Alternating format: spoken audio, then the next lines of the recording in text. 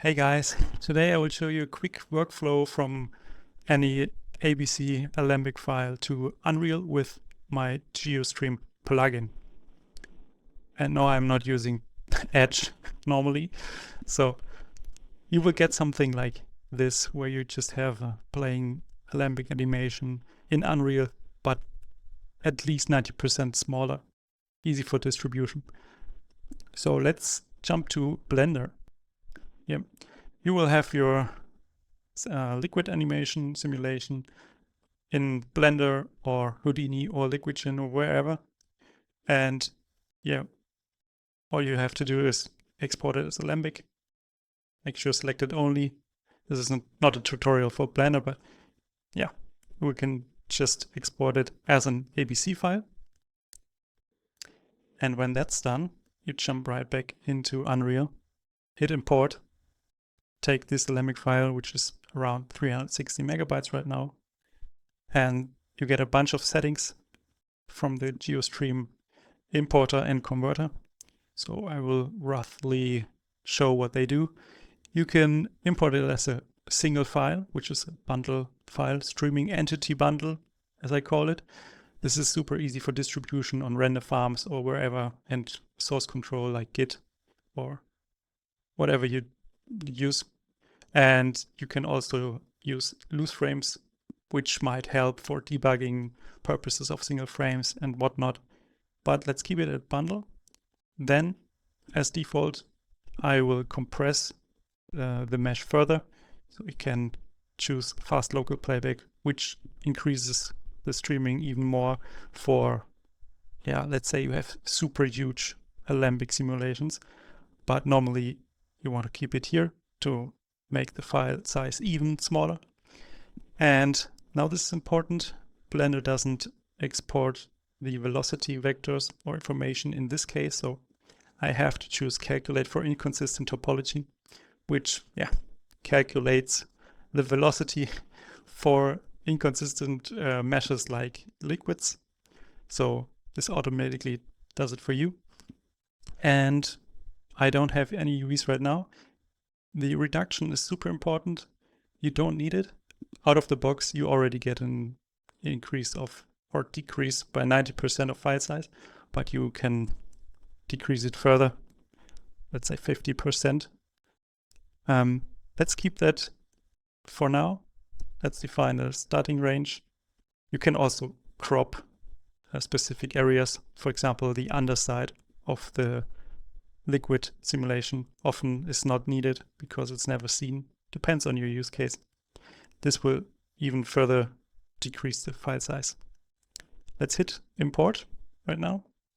For this file, it's pretty fast. But it depends on your simulation, of course. So let's see. The next thing will be how to get this stuff going with the core functionality here. Let's wait a bit longer. I could have skipped it, but you know.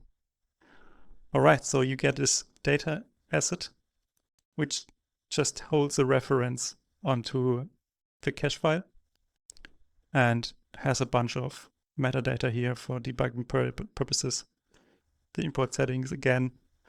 And this is not so much important, but you can put that file wherever you want. So you can put it on a server, on your render farm, or on a shared drive.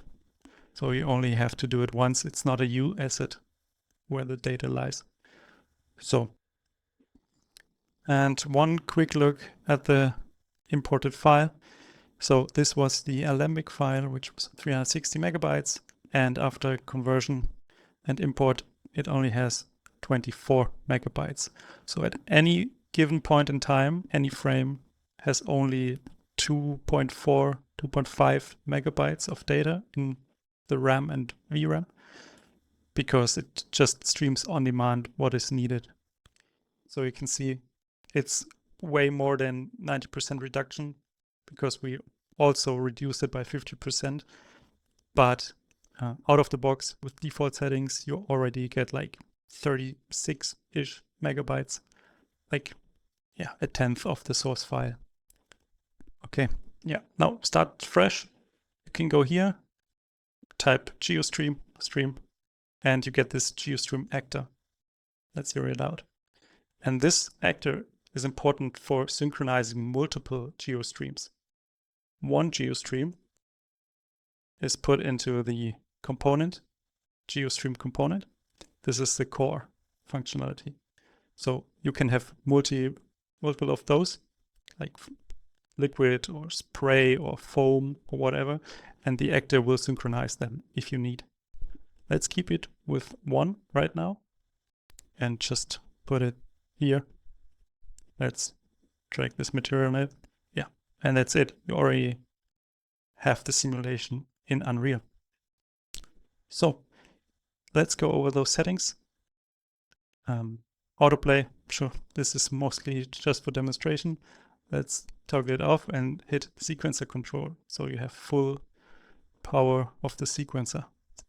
Let's open it here and just drag the actor here, add your component, GeoStream component, and now make sure in this actor you don't have the actor playback settings typed in. Otherwise, yeah, it will try to synchronize and override whatever you're doing here. So go to 0, hit this playback frame. You can also choose to simulate or animate by time, but for artists it's mostly easier to use the frames, so you can match the frame and the sequencer. This simulation is only 99, so put it here. Bam. Let's stop it here and make sure you have linear, otherwise it will look weird. Doesn't make sense to use it, the cubic. Yeah, now you can time your animation in the sequencer with everything you need, like let a car drive through or whatever. So when we're already there, let's talk about motion blur. So by default, this is disabled velocity advection.